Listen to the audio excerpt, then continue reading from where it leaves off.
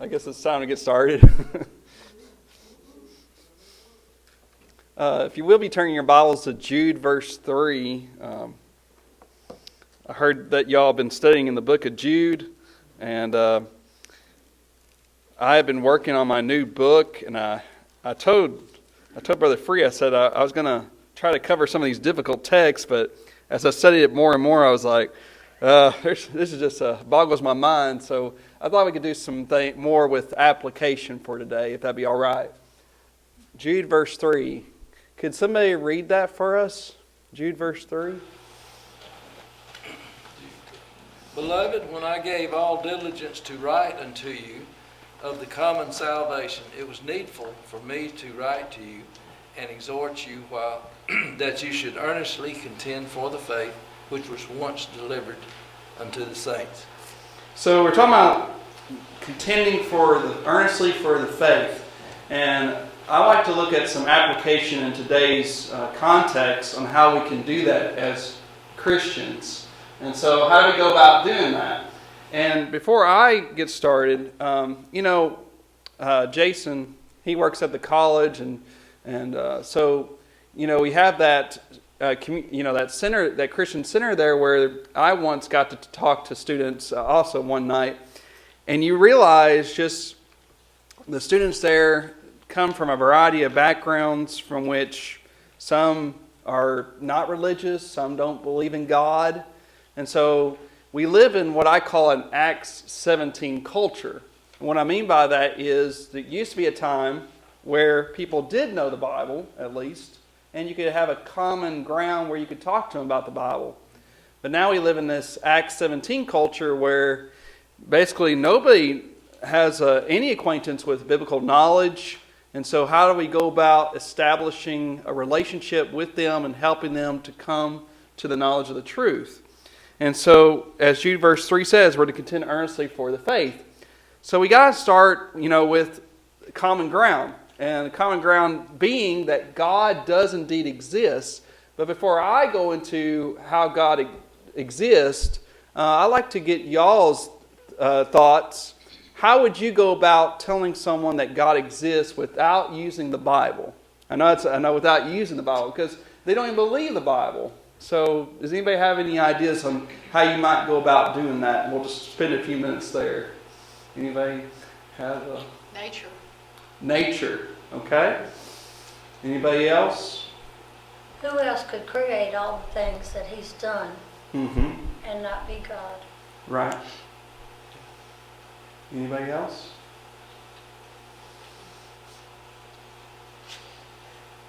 Yeah, you all are explaining some things that I'm basically going to talk about. And that is, how would we make a case for God without using the Bible? Well, when we think about God, the great designer, right? And I want to use for this a couple of definitions when we're talking about something. So you have what we call order. So interrelated in such a way as to constitute regularity. So there's something that we have that's orderly. You have something that continues to be consistent, continues to work. Then you have the arrangement of something. So like, for example, a car. How's a car arranged? Well, you got the engine, the front normally, and of course you got all those body parts, and you got the wheels. So it's arranged in a specific way as to do what? To drive, right? And then there's the purpose. And of course I would use the car, for example, the reason for which something is done. You want to get from point A to point B, right? And then the design, the purpose, or aim. And what's interesting? We all came here in cars, and yet I probably would think that nobody in here has ever met the designer, right? Nobody has ever met the person who actually made your own car. But you know someone made it. Someone made that car. And so that's what we want to do. And I think about a tractor, for example. So if we were to lay out this argument, it would go something like this. If there is order, arrangement, and purpose in the tractor, then there is design. And, in the Delta, we see people who use tractors. What do they use tractors for, everybody? Farming. Yeah, that's what the purpose is used for. So there is order, arrangement, purpose, and the tractor. I mean, you can see how a tractor's kind of made. You know, you see the parts that make it up and stuff of that nature, and how it's arranged and what the aim is, and how. So we know, hey, that's used for farming.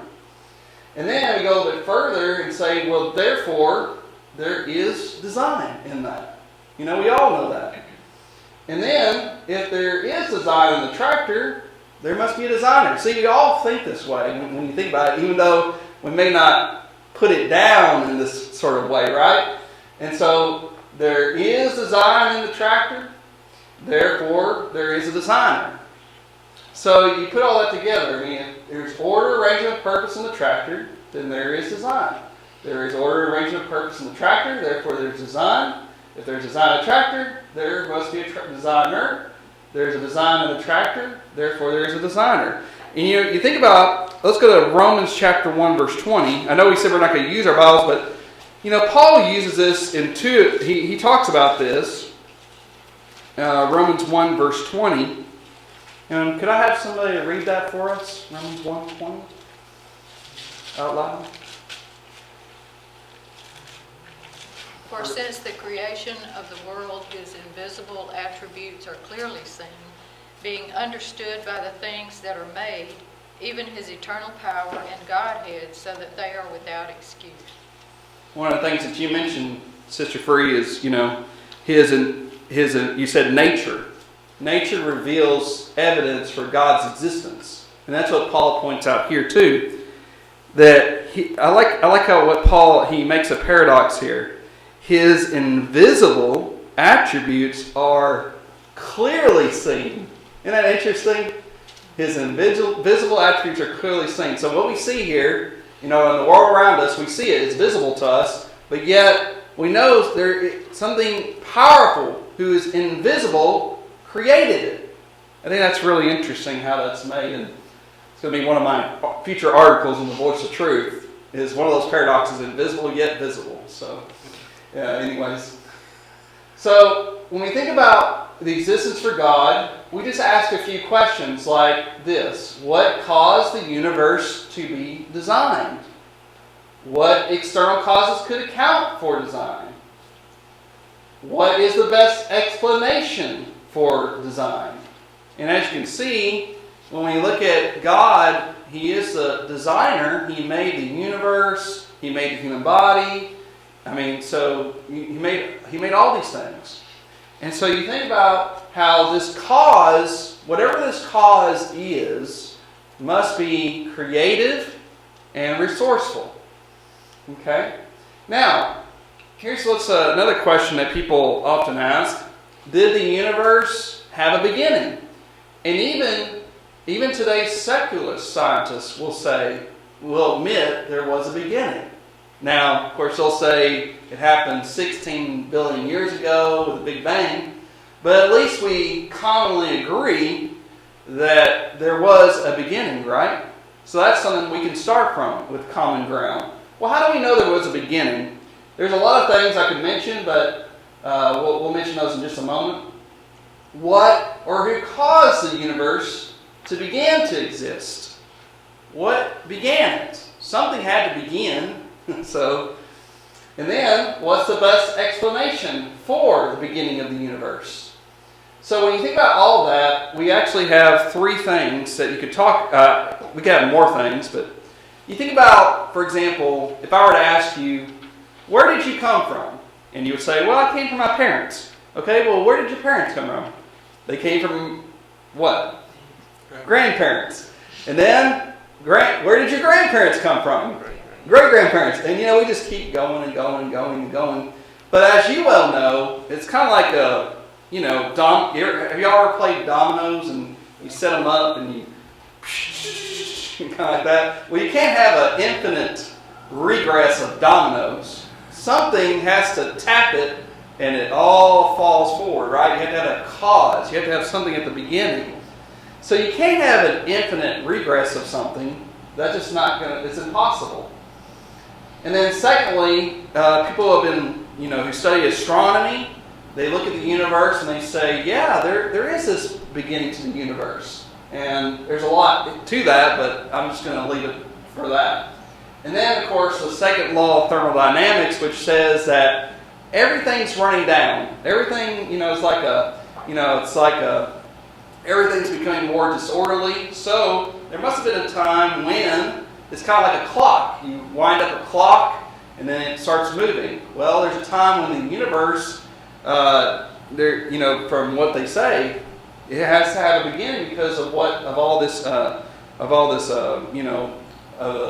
disordered manner that it's going in.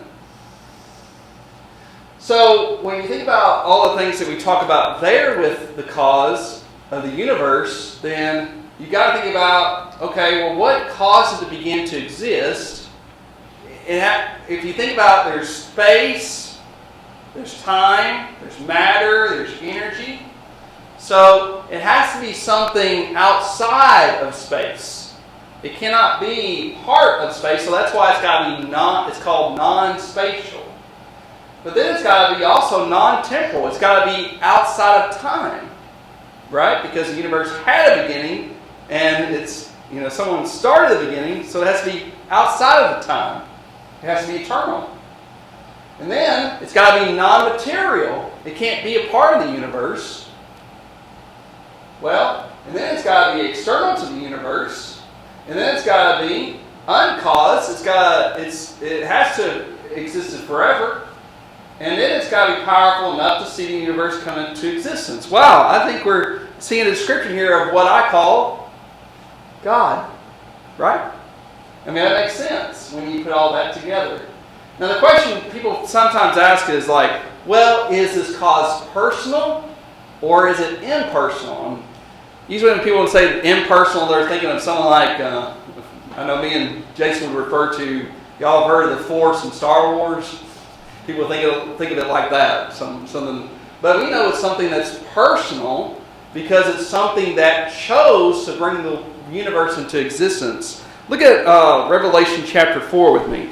Let's go to Revelation chapter 4. Revelation chapter 4.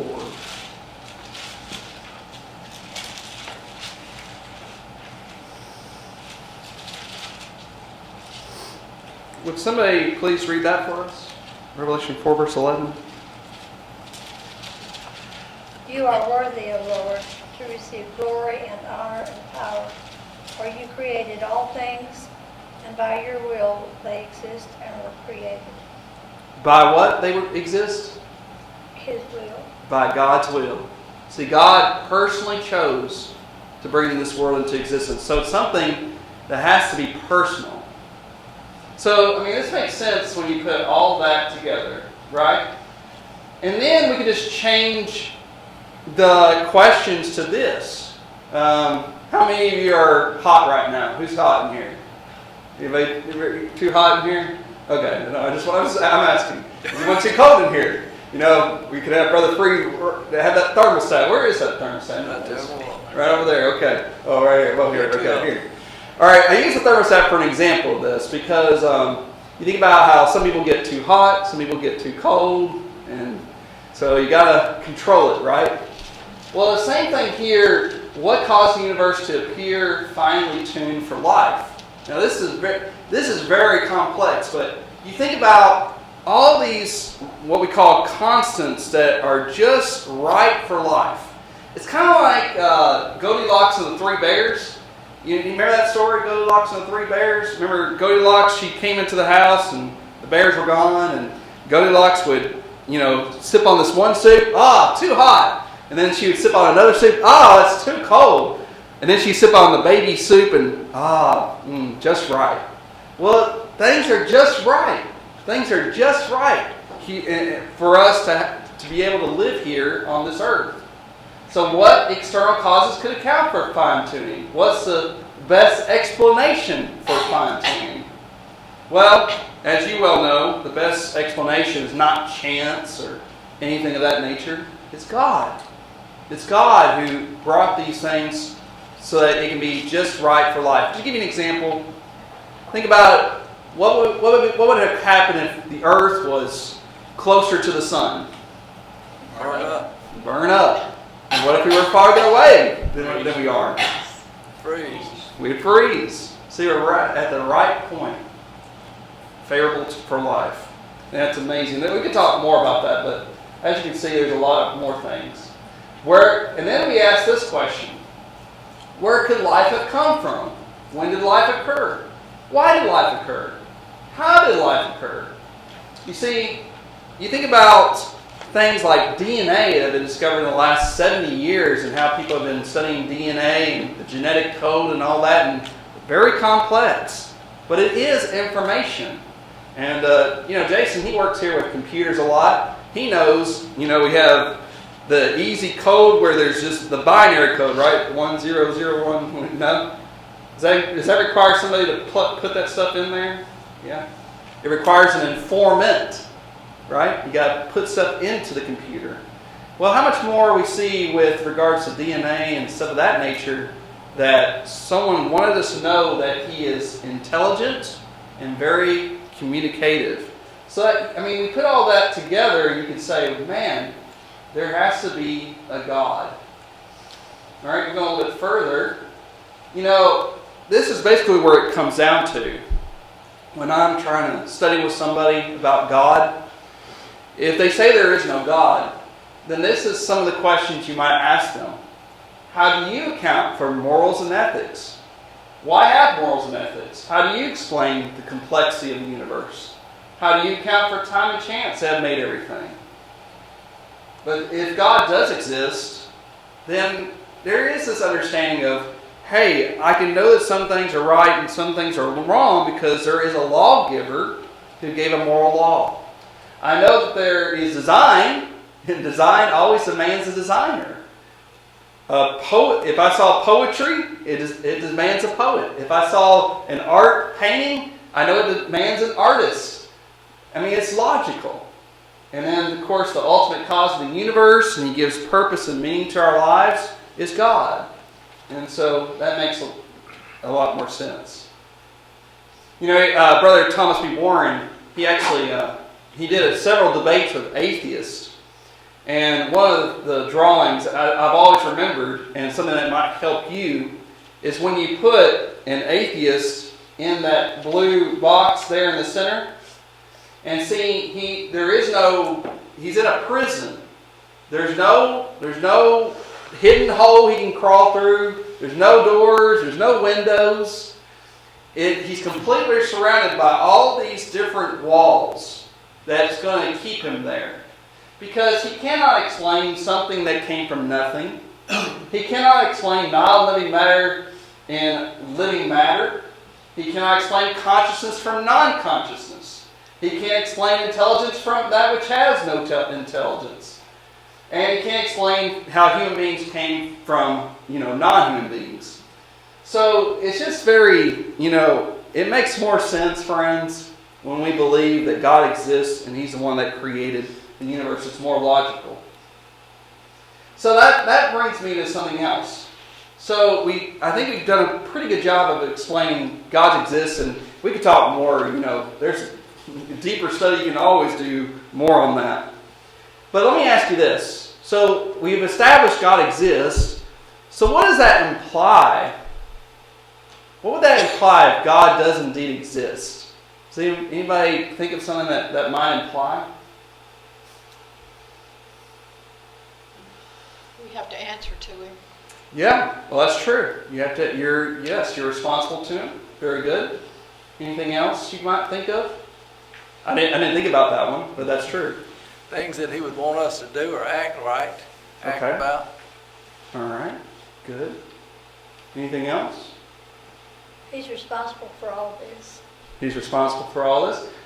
Let me ask you this. Would it imply that miracles are possible? Because that is a miracle. Yeah, because the creation of the universe is a miracle, right? Yeah. See, that's the thing is, once you establish God's existence, then, because people today, they're gonna say things like, and we're gonna talk about this. Well, we don't see dead people rising from the dead today. Okay. Oh, okay.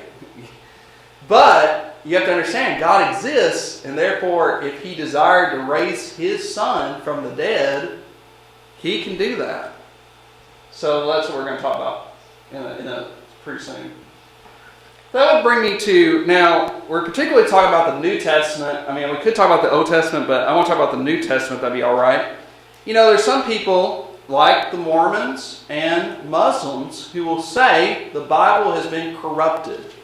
They'll say the Bible, in its transmission, people change doctrines and stuff of that nature. Well, how do I know that's not true? Well, one, I know this. There are today about 5,700 New Testament manuscripts that you can look at.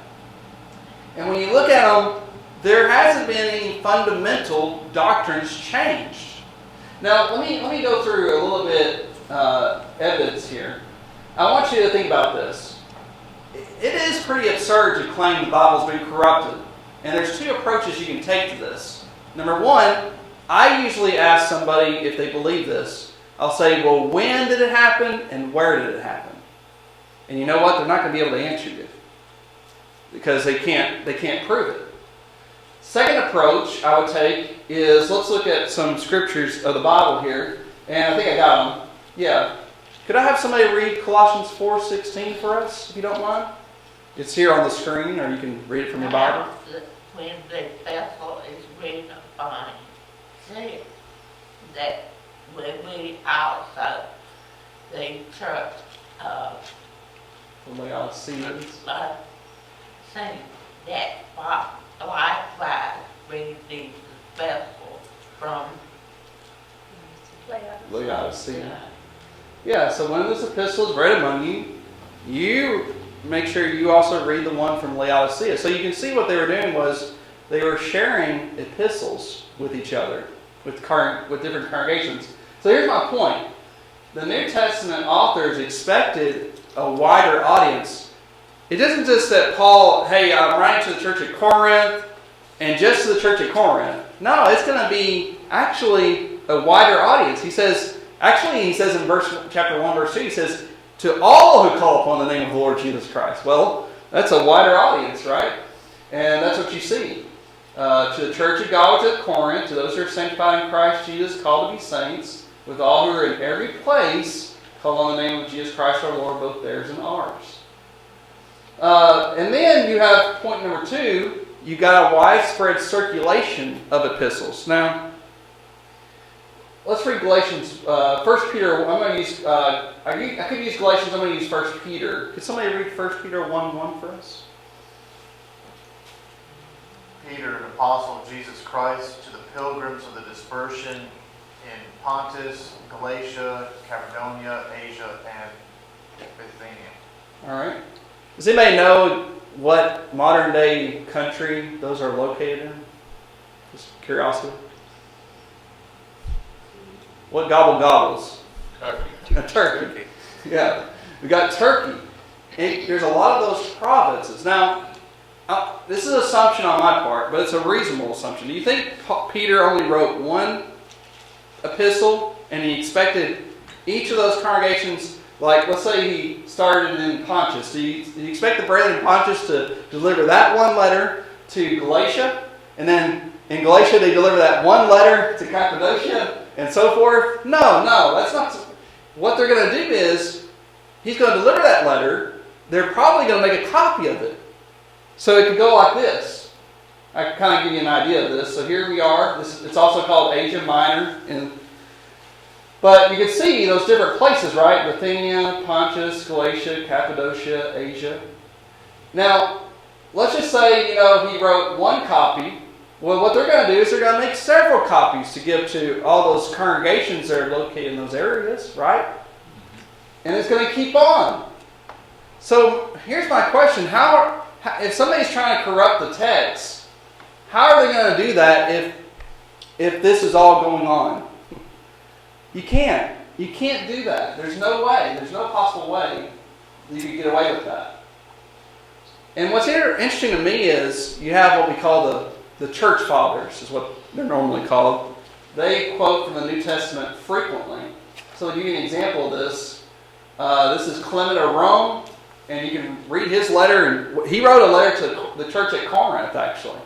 Now, it's not inspired of God, and he even says his book's not inspired. But what he quotes from, it's really interesting to read it, he quotes from all these books from the New Testament. This means he had access to all those letters by that time. Isn't that interesting? So I just think that's really interesting. Hebrews, 1 Corinthians, Romans, even possibly Matthew, Acts, Titus, James, even 1 Peter. So it's really amazing how much the Bible was, already in these areas of the world. So I think we can establish the New Testament texts are indeed reliable and they're trustworthy. Now that leads us to another question. Did Jesus exist? There's some people today who will claim and say Jesus didn't exist. Let me ask you this. Can we yes or no? Do you think we could prove Jesus from outside of the New Testament? Without using the gospel accounts? Without using the New Testament itself? Can we prove he exists? Yeah, we actually can. And what's really interesting is when you read those sources, you can pretty much make a list and it covers almost everything you find in the Gospels. Like, for example, now you'll have enemies of Christianity like Celsus and others, and what they'll do is they'll say, Jesus, him being a miracle worker, no, he was actually a sorcerer. That's what they'll claim. They'll say, he was a sorcerer. He committed sorcery. So that's something that we know he did indeed do miracles and stuff of that nature. Now, here's an example of this, and there's several examples. This is from Josephus, who was a Jewish historian. And he's talking about the high priest Annas, and basically he says this: when therefore Annas was of this disposition, he thought he had now a proper opportunity to exercise his authority. Festus was now dead, and Albinus was upon the road, so he assembled the Sanhedrin of judges and brought before them the brother of Jesus, who was called Christ, whose name was James, and some others, or some of his companions. And when he had formed an accusation against them as breakers of the law, he delivered them to be stoned. Isn't that interesting? He had James, the one who wrote the Epistle of James, executed in about 62 AD. Well, why would you call somebody the brother of the Christ? Isn't that interesting? The brother of the Christ. If that person really did not exist, that'd be kind of weird, wouldn't it? So anyways, that's one of the established points we can make. And then there's Tacitus. I think this is really interesting. It says, consequently, this is talking about when Rome was burned. It says, consequently, to get rid of the report, Nero fastened the guilt and inflicted the most exquisite tortures on a class hated for their abominations called Christians by the populace. Christus, from whom the name had its origin, suffered the extreme penalty during the reign of Tiberius at the hands of one of our procurators, Pontius Pilatus. In a most mischievous superstition, this check for the moment again broke out not only in Judea, the first source of the evil, but even in Rome, where all things hideous and shameful from every part of the world find their center and become popular. What do you think the most mischievous superstition was that arose from Judea? Anybody got an idea? What's the greatest miracle of all besides the creation of the world? Resurrection. The resurrection of Christ. That message had spread all the way even into Rome. And so you can see that even though he gets his name wrong, he gets the title wrong of Christ, we know that's who he's referring to. And he even talks about Pontius Pilate, right? He's the one that executed Christ. And there's plenty younger. I think this is really interesting because it talks about worship in the first century. So look at what it says here. The Christians were accustomed to meet on a fixed day before dawn. What do you think that day was, brethren? First day of the week. And sang responsively a hymn to Christ as to a God. They sang. That's what we find in the history of the church. They sang to God and bound themselves to a solemn oath not to any wicked deeds, but never to commit any fraud, theft, adultery, never to falsify their word, not to deny trust when they should be called upon to deliver it up. When this was over, it was their custom to part and assemble again to partake of a meal, but ordinary and innocent food. So you can see there is a case that here are Christians who want to live right, who want to be a light to the world. And here they're singing as if they're singing to a God. Well, I mean, why would he talk about this if this person was not indeed real? And I can mention all these other ones. You got Celsus, Lucian, Meribar, Serapion. I mean, you got all of these that talk about something related to Jesus is a historical figure. All right. And then we got this. So we got all these generally accepted facts about Jesus when you start to read those historical evidences. Like it was claimed that the disciples saw him after he had died. It was claimed that he'd done miracles. It was claimed he did this and that. So what's really interesting is when you look at the minimal facts, you can actually build a case. And the best explanation is that Jesus did indeed rise from the dead, using that minimal facts. And what I mean by minimal facts is these 12 things down here. So we kind of already seen Jesus of Nazareth did exist. We did see he was crucified.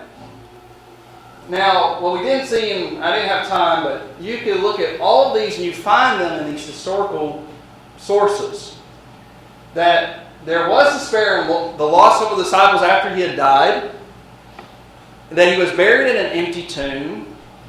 Buried in a tomb, but then it was found empty. And then there was the reports of Jesus was appearing to the disciples after he died. And then they transformed. They were once fearful, but now they're encouraged. They're strengthened in their faith. And they are even willing to die for what they believe. And we know that the early message of the gospel started in where? Jerusalem. Acts chapter 2. We know that Sunday became the fixed day because that's the day that Jesus rose from the dead. It's the beginning of the church in Acts 2. And you have even two enemies. Well, two people who were once enemies. You got James. Remember in John chapter 7 how they were... how James and his brother, they were very skeptical of Jesus. They were like, you go up to the feast, But something changed James. He turned, becoming a Christian. And then you got Saul of Tarsus. And who was Saul of Tarsus, everybody? Paul. Yeah, also known as Paul. But what did he do before he became a Christian? Persecutor. Persecuted Christians, didn't he? But what happened? Jesus came to him. Jesus appeared to him, didn't he? That's what he claimed. And when you look at who Paul was, why would he have changed? Except it only fits that Jesus did indeed rise from the dead and did indeed appear to him. So you got all these 12 things here. So either yes or no, did Jesus rise from the grave is either true or false. And if yes, then it's true. So here's how you might put something. I read a book, and what this book did was, this detective, he was a detective in Los Angeles, and he likes to take things and try to give you an illustration. So, you look at evidence. So let's just say we were police officers, and I know we're not, but, let's just say we were. And let's just say we walked into a house, and we saw this man lying face down like that. Now, he's got 4 things on the list here. He's got natural death, accidental death, suicide, or homicide. Well, can we figure out what happened to this man just by what we see right there? Not really. But if you were to, and I'm not trying to be, if we were to say that he had a pool of blood, well, I think we could mark out natural death. That ain't going to be the way to go. And then, if sadly he had a knife in the back, well, I don't think that was accidental, right? It's hard to do that to yourself in your back. And then also, of course, it could be suicide or homicide, but if you had multiple wound stabs in your back, then I think we could say, yeah, this man was indeed murdered by someone. And that's the thing we use with regards to Jesus. What happened to Jesus? How do you explain the empty tomb? How do you explain the appearances to the disciples? How do you explain the transformation of Saul, who was an enemy of Christianity, and James, to them now being friends to Christianity? And see, that's what you have to do. You have to really fit all these facts together into the best explanation for something. And that's exactly what people have done is they have all sorts of theories, right? And we can define those theories and we can debunk those theories and we can show that Jesus was indeed resurrected by those 12 facts. So let me just go through some of these with you, if I might, as the time we still have. We have some time together. And I just want you to think about this. So let's go to, we're going to read Matthew 28, 5 through 15. So there are some people who say, well, the body of Jesus was stolen by the disciples. And in fact, we find this mentioned in the Bible. And in fact, we find it even mentioned among the early disciples. Justin Martyr talks about it. Tertullian talks about it. But let's go to Matthew 28 and let's read this. So would somebody read that for us, please? Matthew 28, 1 through 15. And the angel answered and said unto the woman. 28. Verse 11, sorry. Oh, 11. Oh, I didn't 11. Now when they were going, behold, some of the watch came into the city and showed unto the chief priest all the things that were done. And when they were assembled with the elders and had taken counsel, they gave large money to the soldiers, saying, Say ye, his disciples came by night and stole him away while he slept. We slept. And if this come to the governor's ears, we will persuade him and secure you. So they took the money and did as they were taught. And this saying is commonly reported among the Jews till this day. So I think it's interesting that one of these supposed theories is found in the Gospel of Matthew. Now, what's wrong? Let me ask you this: what's wrong with this theory? I mean, can somebody tell me what's wrong with this? They'd have to be some mighty hard sleepers to not hear that big stone rolled away. Okay. And if they were sleeping, how would they know what happened? If they were sleeping, how would they know the disciples did it? See, that don't make. If you're asleep, you don't know what's going on, y'all. I mean, that just doesn't make any sense. So that's one of the things. So, and another thing you have to think about is, and I have a little thing in my. If you get volume 104, The Voice of Truth, I talk about Paul, but this applies to the disciples as well. Notice they're not getting rich off of saying Jesus is resurrected from the dead. They're not getting prestige and popularity and power. They're not getting that. Just the opposite. Just the opposite. And so the disciples were willing to die for what they believed to be true. You wouldn't die for something you already know to be false. I give up. It's a hoax. No, they don't do that. So, and then another thing you have to think about is, why would it be the case that Paul or James would even partner up with them? They're against Christianity. So this doesn't make any sense. Going a little bit further, well, somebody says, well, someone else stole the body. Okay? Well, if someone else stole the body, what does that mean, friends? What does that mean that they could do? Show it. Show it! Yeah. Just show the body, and Christianity is destroyed. But nobody ever did that, did they? So it doesn't explain anything except the empty tomb, and would not be the image Jesus had brought it out to the public. And why would Paul and James change? See, that doesn't make any sense. Well, some people say the Swoon Theory. This is basically the case that Jesus made it to the cross, but he didn't really die. In fact, what happened was he just lost consciousness, is what they say. And then they buried him in the tomb, and then, 3 days later, he finally woke up. And, this is what they say. I'm just reporting what they say. And then he was somehow able to move that huge stone and able to get past the guards. But, as you can see, that doesn't make any sense whatsoever. With all the wounds and loss of blood. I know. You would think that a Roman soldier knows what?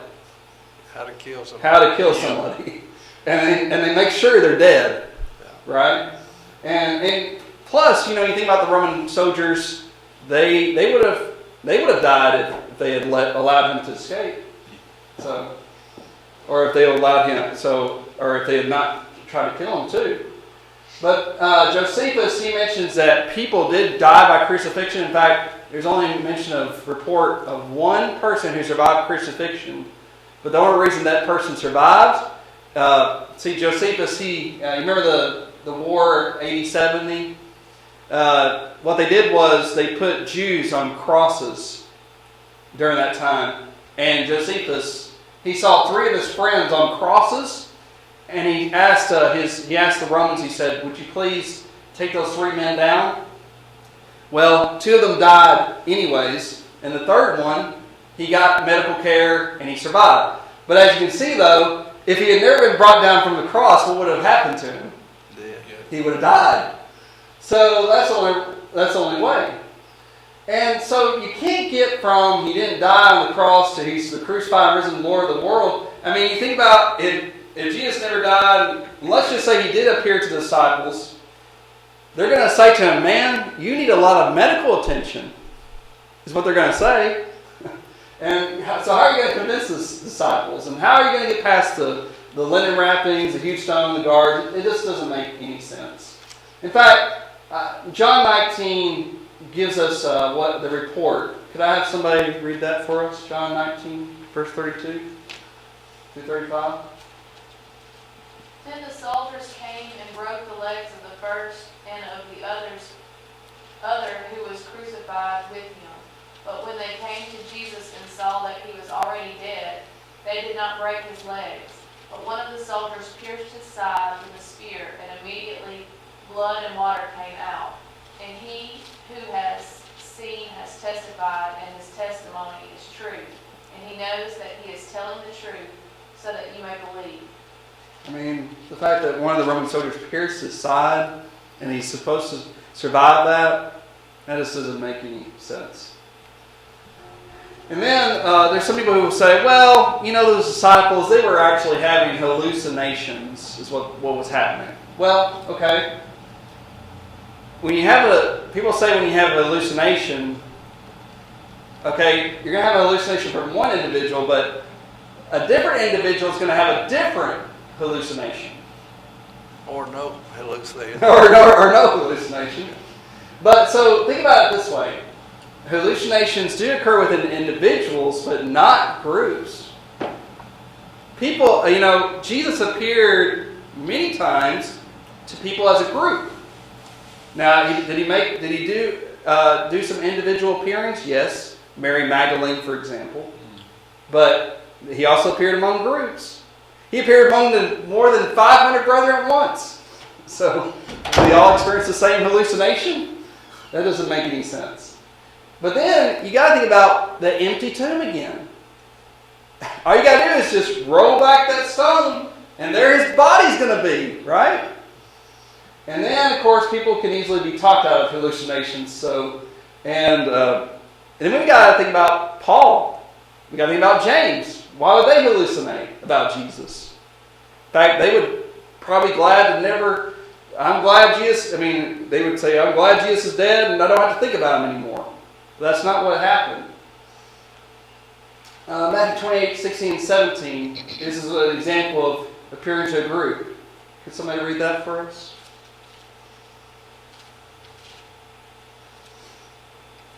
Then the 11 disciples went away into Galilee to the mountain which Jesus had appointed for them. When they saw him, they worshipped him, but some doubted. I think it's interesting how the Bible is so honest.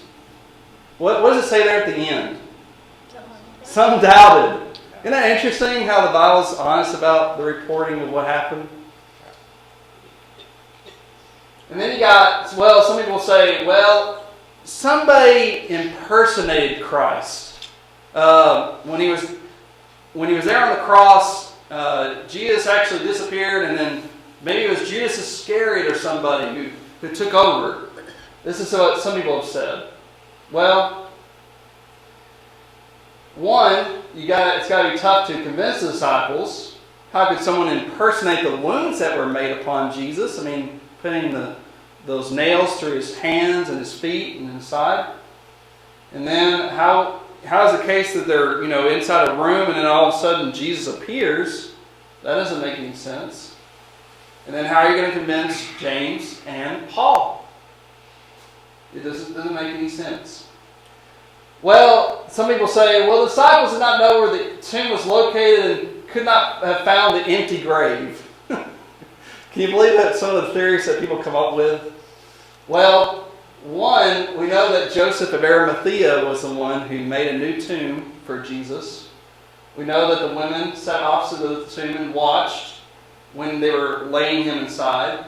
And plus, I don't think Pontius Pilate would get it wrong to where he's going to put those Roman guards, right?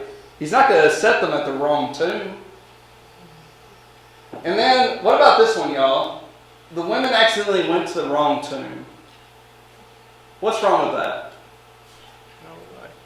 Women wouldn't do that. Go to the right tomb, right? They're already there. Go to the right tomb. You're going to find the grave there, the body there, right?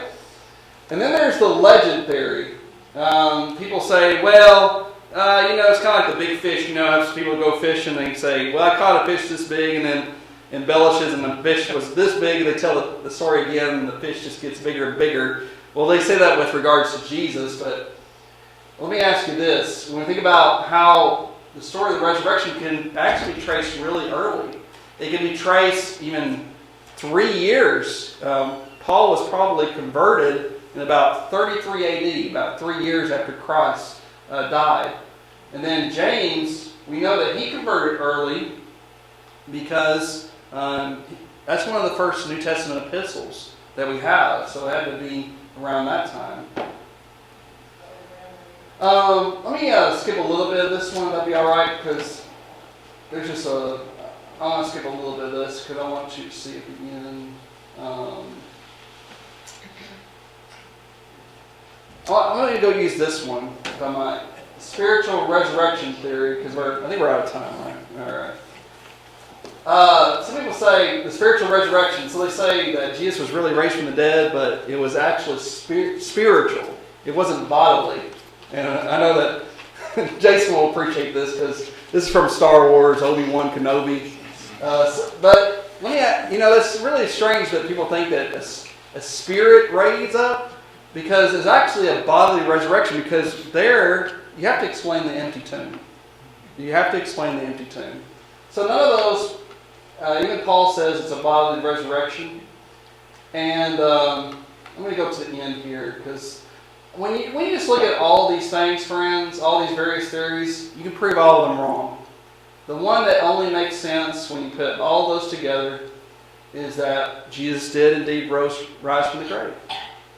So you and I have a hope in that resurrection someday. So I really appreciate being with y'all today, and really appreciate it. Thank you so much.